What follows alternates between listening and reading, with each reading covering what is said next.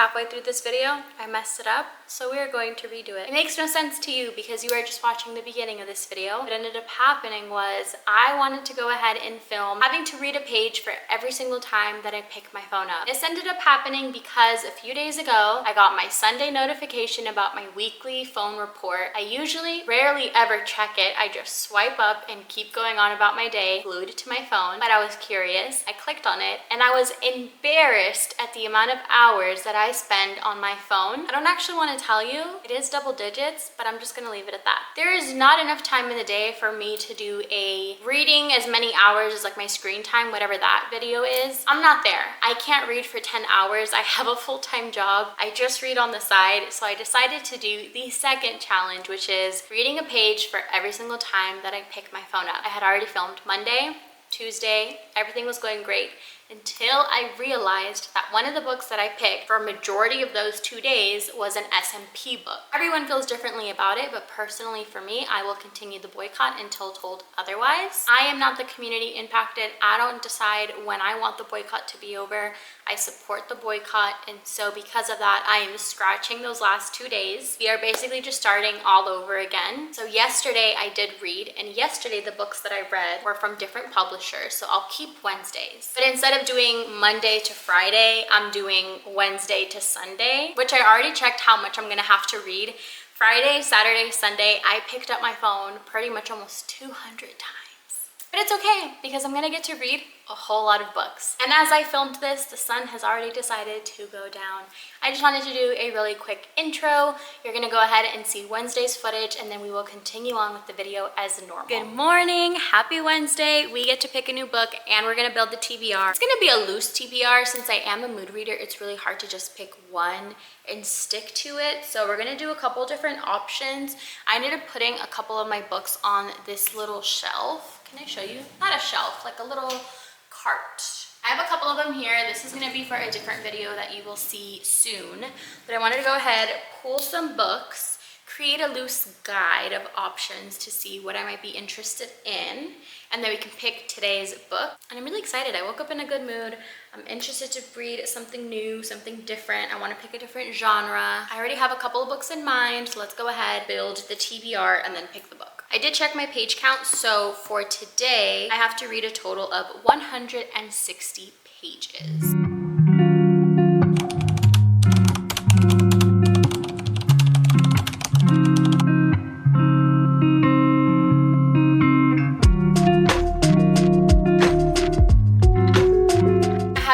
For a little bit, I want to go ahead and do an update. So I'm stopping right now on page 42.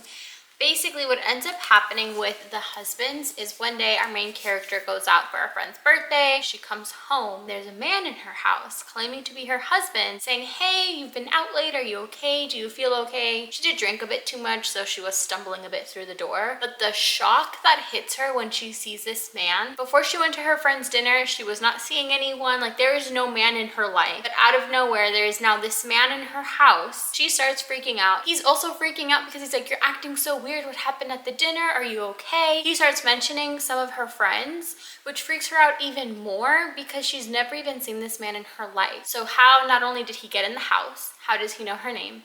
How does he know his friends' names? And why is he claiming that they're married and that they've been together? It's too much information for her to process. And like I mentioned, she was out drinking, so she decides to just go to sleep. She feels like she's either dreaming. There's no way that this is true. When she wakes up, she'll feel so much better. So that's what she does. And when she wakes up, the man is still there and he's still claiming to be her husband. So she's trying to put the pieces together, and then she grabs her phone and is like, okay, maybe we texted. And the crazy part is they were texting, her and the husband, and then she was texting her friends about the husband too. She goes through the camera roll. She sees pictures of them throughout the year when they were traveling, and like their whole life together is on her camera roll. She's feeling really weird about it, calls her best friend. Best friend also confirms this. So she's just really thrown off guard. And then the husband says, "Oh, I need to go get something from the attic." He goes up to the attic. There's a weird flash, a weird sound, and the man that comes down is not the same man. It's a different man who also claims to be her husband. And this is the loop that she finds herself in. So anytime there is a new husband that appears out from the attic, she then has to do the whole FBI investigation, but on herself. And this interaction reminds me of whenever you're on a dating app on your phone and you're just like swiping left and right. Her version of swiping is just telling him to go back into the attic and then just seeing whoever pops up next. I thought that's quite funny. Since I am only on page 42, we've already met a lot of husbands. I'm curious to see how the story is going to keep its momentum because we have quite a ways to go. I don't know if I'm just going to continue meeting new husbands or how the author is going to do it so that this doesn't feel super repetitive.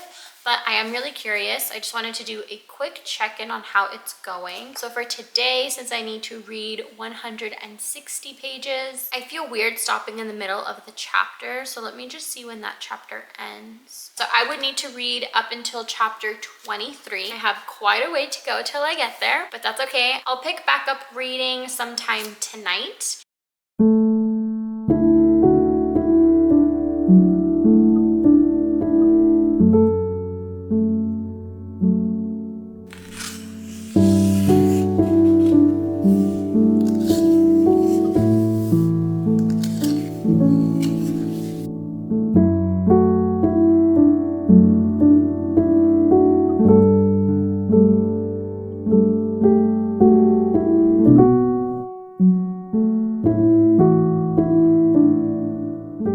Folks, today is Thursday. I just filmed the intro to this video, which is why you're just gonna see this again. I'm wearing the same outfit. Anyway, for Thursday, I picked up my phone 168 times, which is actually one of the lowest. What I'm going to do is I'm going to continue reading The Husbands. This is a book that I started yesterday. I am really liking it. I think it is quite interesting. I ended on chapter 23, so I'm going to continue on from here. I think I might already fully finish the book and I might have to pick up another one. I don't know, I can't do math. We're just gonna start reading. I'm gonna go ahead and get started with The Husbands. I'm gonna go on an afternoon walk right now that I can still enjoy the sun for just a little bit, and then I will come back and do some reading. Actually, let me check if they have the audiobook and then I can just listen as I go on my walk. You know how before I went on my walk, I had said, oh, I'm gonna listen to the audiobook. Wrong. Spotify, I feel like gives you basically no listening hours. I already ran out, so that was for nothing. But anyway, let me give you an update on how this book is going. I finished right before chapter 30. I forgot how many books I had to read, or how many books? Oh my goodness gracious. I forgot how many pages I needed to read. I finished on... No, I've only read 56 pages, and what I have to read today is a whopping 168. Here I was thinking, I think I'm close to hitting my target for today. Absolutely not. I had come back from the walk and I started filming or editing a different video. By the time you're watching this, that video is already up. It is my winter book recs. I think I'm gonna take a break from editing, do some reading because I did not realize I was as behind as I am. And then I think I want to read a bit more of this before I jump over to my short story, just because of where I ended up stopping. It was not something that I was expecting, and I feel quite sad, and I think the character is hitting a point where she's reflecting on this whole experience and looking at it in a different way. I thought initially that because it's so repetitive of like one husband after another, I would get quite bored, but every time she gets a new husband, her life is completely different financially, socially, where she's living, if she has kids or not, or stepchildren and what that looks like. There's so much that changes every single time, so it feels fresh, and her relationship with that person is always so different. Right before chapter 30, not the current husband that she was with, but the one before that I think was my favorite. And then there was one that feels like the one that got away. So far, I'm really liking it. I did not hit the page count that I needed to yesterday. What ended up happening was something happened with the footage that I was supposed to use to post a video. So I had to refilm, edit, have everything ready to go. It is now posted, so you can go watch it. That took up a big chunk of time, and when I got to time to finish reading, to hit my page count, I immediately fell asleep. So my reading goal for today is 199 pages. I was able to go ahead and finish The Husbands. I overall really enjoyed the book. I think the premise was really interesting, especially because it tackles a question that I constantly ask myself. And I always find myself thinking back, like, is this the person that I want to spend the rest of my life with? I don't know. I find myself thinking about it quite often. So I like that this book tackled that, because this day and age, we do really have this unlimited amount of options and opportunities to meet all these people, and it's a really unique way of being able to vet all of them and get a glimpse of your life living with this person and seeing what it's like. And this is a debut novel, which I love finding really good debut novels. For today, I read from page 225 to 338, so that is 113 pages. And now I'm switching over to this other book called Youth Juice. This was sent to me, and it is said to be kind of a mix between Devil Wears Prada and American Psycho, two films that I love. I think the concept is interesting, and it has commentary about the beauty industry. So I'm gonna go ahead and get started with this one. I will let you know my thoughts, and I will check back in a little bit.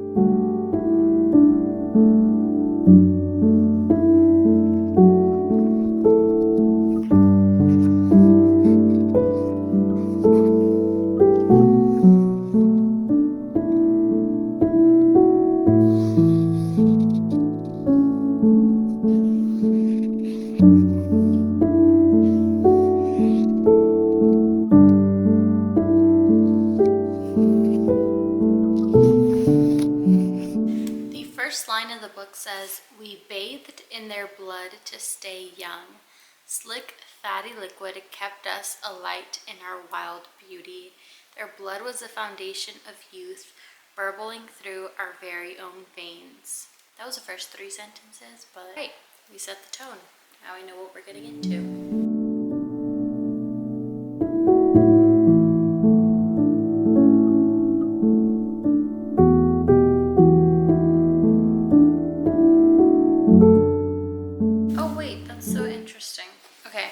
So it looks like with the chapters, we jump back between past and present tense.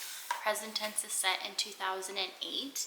And one of the characters back in 2008, her name is Mona, which is really interesting because that first chapter alone, it made me feel kind of like when I was reading Bunny by Mona Awad. Her main character drew a diagram of her dream man, which reminds me of when the bunnies would get together and create their own dream man. So I am seeing a lot of comparisons so far, which for me, I really love because I love the book Bunny.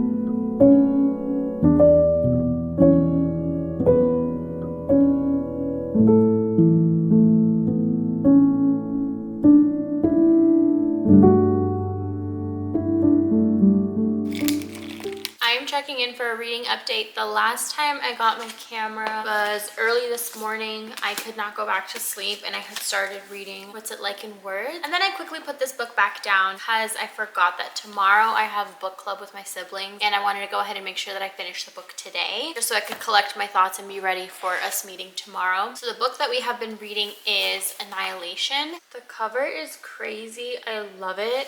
This book is really out of my comfort zone, but I have just been reading from chapter 3 all the way up until the end. Last page is on 195, and I started on page 89.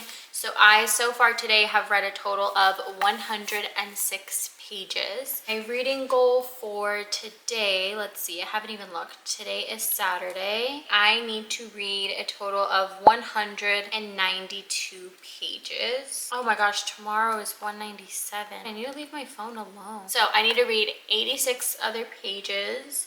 Before we go into trying to pick the next read, I do want to talk about this book. This is a series, and basically there's a group called Southern Reach. They create and set up these expeditions for a group of people to travel to a place called Area X. It is a place that has been abandoned, and nature has kind of like reclaimed it. So in this book, the 4 people that we're following is an anthropologist, a surveyor, a psychologist, and the biologist, who is our narrator. And the reason why is they just want to go collect data, try to figure out what's going on. And it says on the back, expedition after expedition into Area X has failed to uncover its mysteries and the true nature of its danger to the world. They have to go map the terrain, record observations of their surroundings, and above all, avoid being contaminated by Area X. Not something that I would normally pick up, but I was so hooked on this. And I know that there is a film adaptation to this as well, but I really loved being able to read it. It is so rich in detail and so eerie and disturbing, but it really let my own imagination just run wild with how I was picturing everything. You can get an idea of the imagery with the cover alone,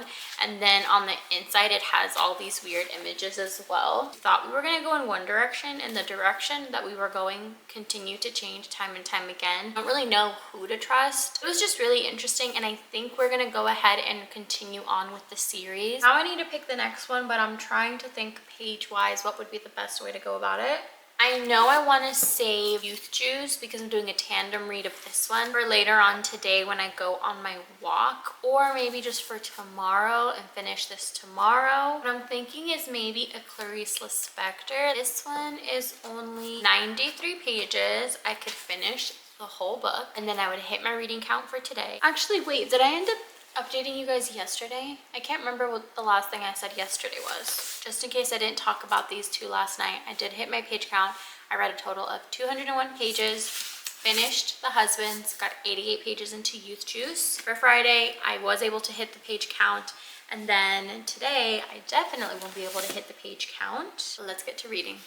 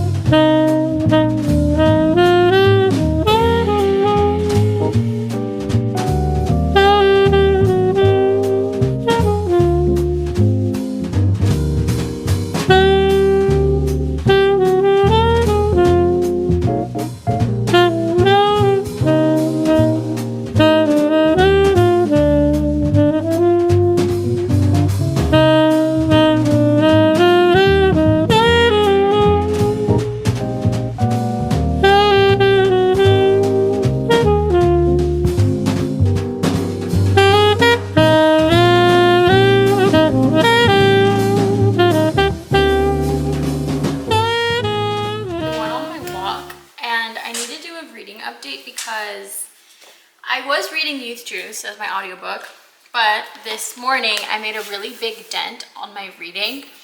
I have read 90 pages so far of this book. I'm so upset about it. I really am upset about it. Actually, before I start there, I think I need an update on how my reading went yesterday. Yesterday, I finished The Hour of the Star. It is the same as every Lispector in the sense that the writing is beautiful. They did actually have snippets of her actual writing. Her other books never included that, so I liked that extra tidbit. It says, this book has a clear, direct meaning without mysteries. Life is cruel, unjust, and terrible for the marginalized residents of the Brazilian metropolis. Instead of expressing this in interviews or newspaper columns, she made it the principal theme of the book, published 8 years before the restoration of democracy. I love her. Loved this book. I think my overall favorite Lispector is still going to be An Apprenticeship or The Book of Pleasures, but I did thoroughly enjoy this one. And then this morning I said, okay, you know what? I woke up early. I'm going to get a good chunk of reading in. I started on page 71, so I had just started chapter 8. I was able to read a good chunk of pages in. The book isn't out, so I can't go into full detail, but oh my gosh, it is so infuriating. It's like a canon event, you know? You have a friend in a group, and the little bits of the relationship that she tells you, along with what you see with that partner, you're like, you know what, girl? You can tell from an outsider's perspective that it's not gonna end well and they deserve better. But when you are in the thick of it, you are so blind. So I do understand that, but oh my God, I just want her to stand up.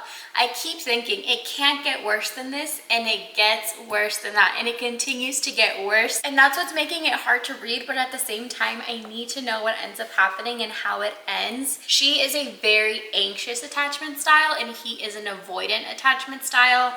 Obviously, that is not going to work out. And actually, I had everything set up to make my coffee, so let me start making my coffee. But it's really hard to watch sometimes. I almost feel embarrassed for her because of the things that she does. He will literally give a penny and she gets so excited and he's like, relax. I'm barely even holding your hand or something like that. And it's so painful, but you have to experience it at least once. And this is her first one. It's just brutal when you are on the outside and you can clearly see the whole picture. And she is only believing what she wants to believe and creating the story so that it fits, that they belong together. And he didn't mean badly. He had good intentions and that was an accident. When I hit those 80 pages, the point that I ended at was so bad. I went on a walk to clear my head and calm down. But even when I was walking, I kept thinking about the book and thinking about what was going to happen next. I am over the 50% mark. I am about to start chapter 18.